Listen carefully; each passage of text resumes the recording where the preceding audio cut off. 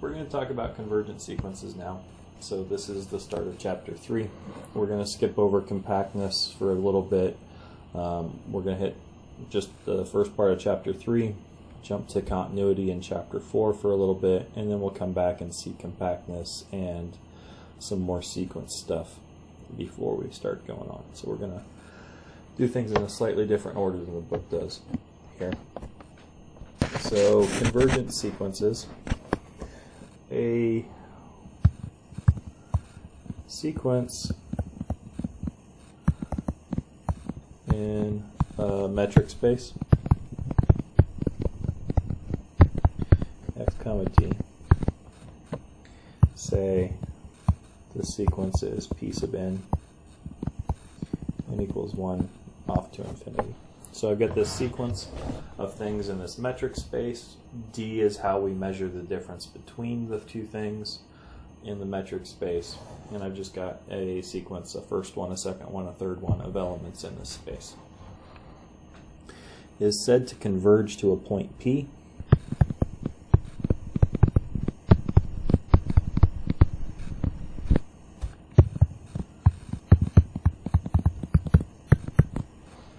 Okay. If for any epsilon bigger than 0, so epsilon is going to be a small distance here, and I want to make sure that this sequence gets really close to P, so I'm going to take any distance as small as I possibly want, as long as it's positive, so it can be a distance. There exists an n, which is a natural number, with the property for any little n bigger than capital N, the distance between a point in the sequence and our limit is smaller than epsilon. Okay, so that's our definition for converge. If a sequence doesn't converge, then it is said to diverge. Okay. So there's a couple of ways that it could diverge. We might not be able to find a point which satisfies this. That's kind of the only way, actually, if we can't find the point that satisfies this. But how it doesn't satisfy it could be that there's just no point anywhere, right? It could diverge to infinity, and infinity isn't a real number. If I was using the metric space to be the reals, the sequence could just get bigger and bigger and bigger, and so the points in the sequence just don't get closer together. Or it could say bounce around. Maybe my sequence goes 0, 1, 0, 1, 0, 1, and keeps doing that indefinitely. Then if I take epsilon to be a half of the points are around 0, half of the points are around 1. I can't find a natural number big enough to make all of the points close to one of those two limits. So it could like jump around, it could just diverge off to infinity. There's a couple different ways it could diverge. So let's look at a picture of what's going on here. So here's a number line. Let's take just a quick sequence to start with. Let's say this is the first point in the sequence. Maybe this is the second point. Here's the third point. Maybe the fourth point's back here. The fifth point here. Kind of bounce around now. P7, here's P8, and so on. And then I'm going to stop labeling them, but maybe eventually they all kind of get clustered around this value right here, maybe this value right here, we call P.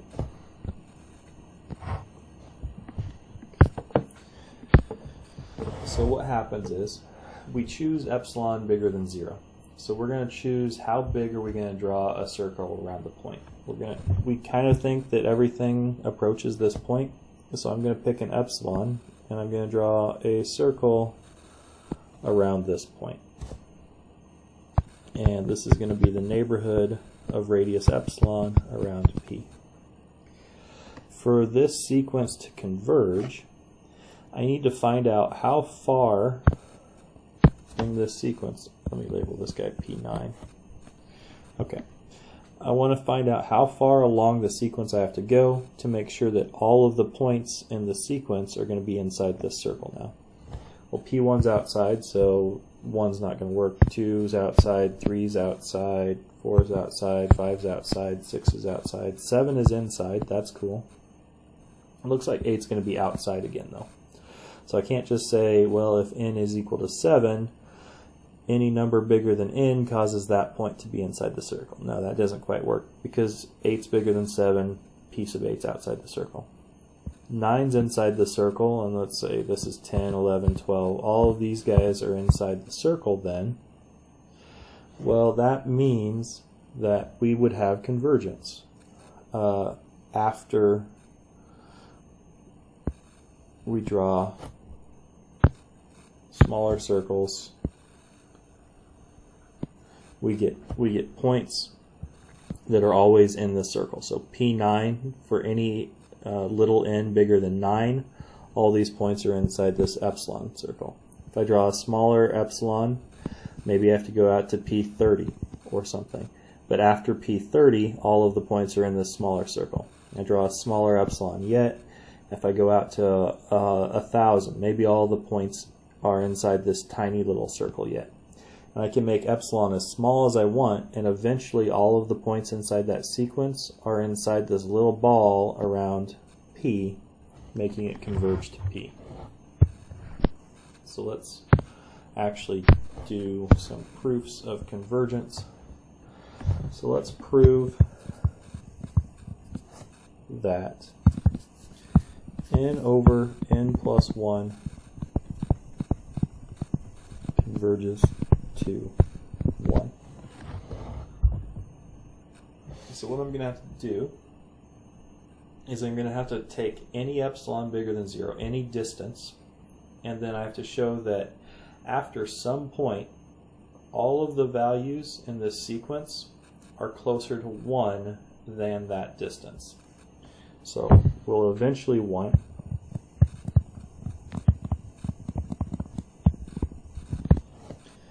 the distance between 1 and n over n plus 1 to be less than epsilon, no matter what epsilon we choose. And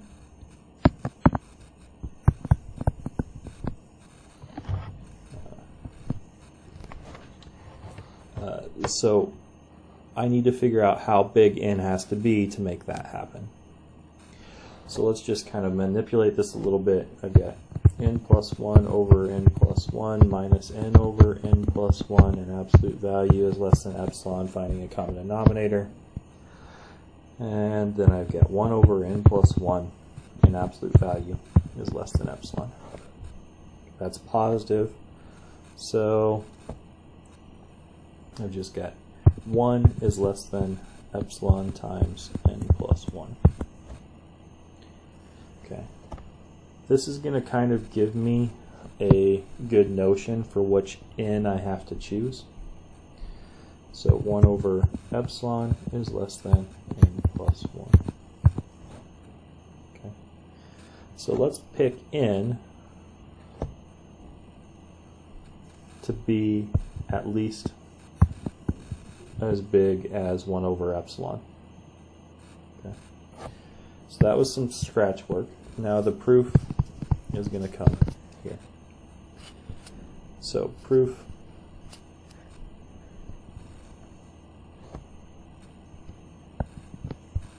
I'm going to prove that the limit of n over n plus 1 equals 1 as n goes to infinity.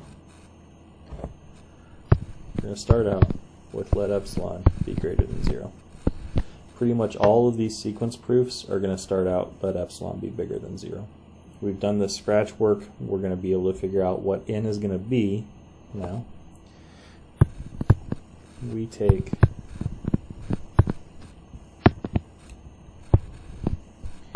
n, capital N,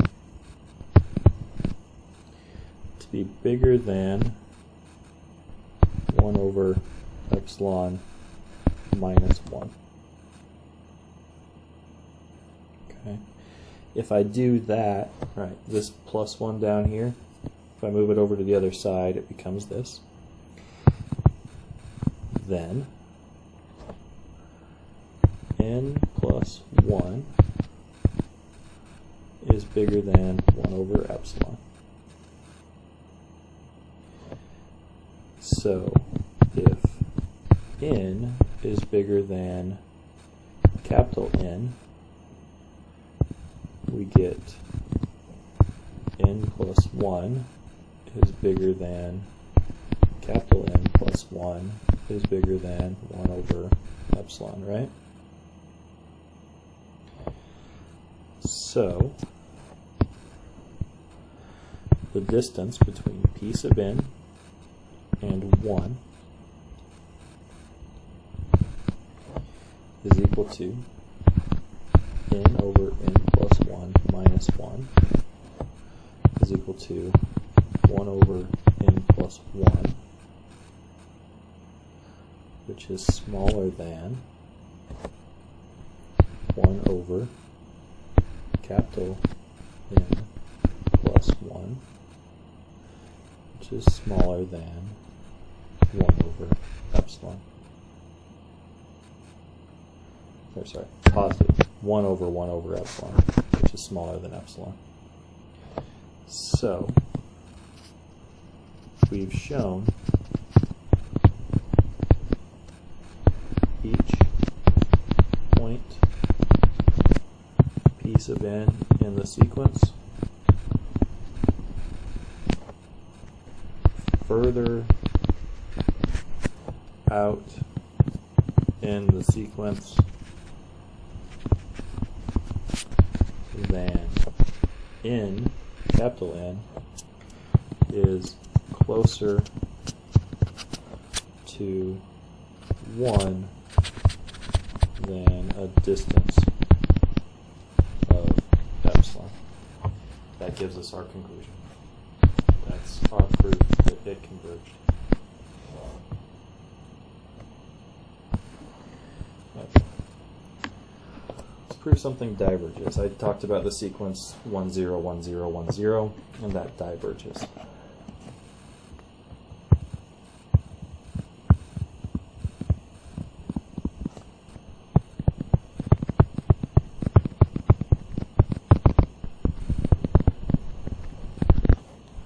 That sequence diverges. Let's prove that. Okay. Suppose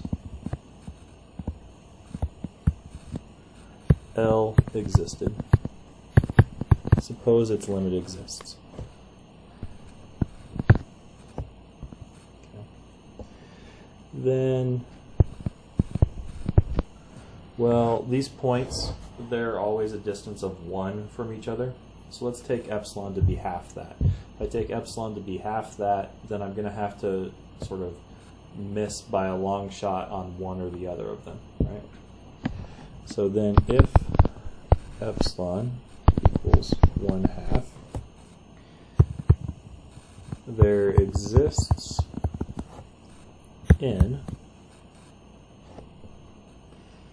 such that p sub n minus L is less than 1/2 for every n bigger than capital N. This means 1 minus L is less than 1/2, and 0 minus L is less than 1/2. because 1 and 0 are p sub n at some point. So on a number line, I've got this point L, and its distance from 1 is less than a half, and its distance from 0 is less than a half. So this statement right here tells me I'm in this interval. So L is in here. And at the very same time, this statement tells me L is in here. That's absurd, right?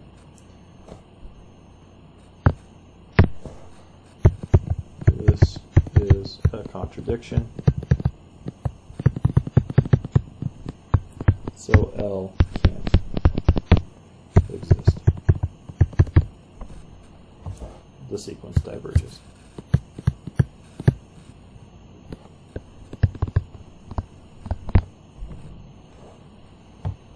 Okay, that's our basic sequence definitions and things. I'll, in the next video, talk about some beginning theorems with sequences.